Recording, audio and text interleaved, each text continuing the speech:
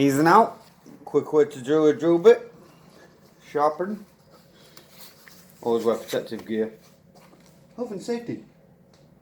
You're supposed to hold the drill bit at 59 degrees. So you keep a nice flat cut edge there.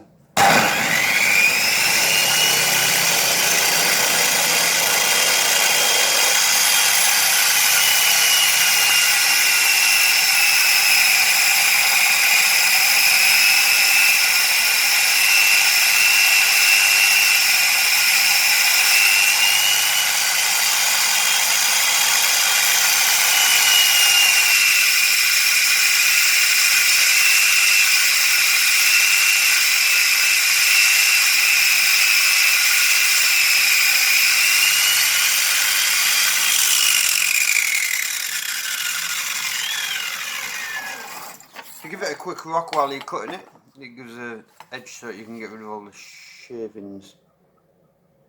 You're supposed to check that they're the same length on either side, and then you don't get a rock when you're drilling. Happy days.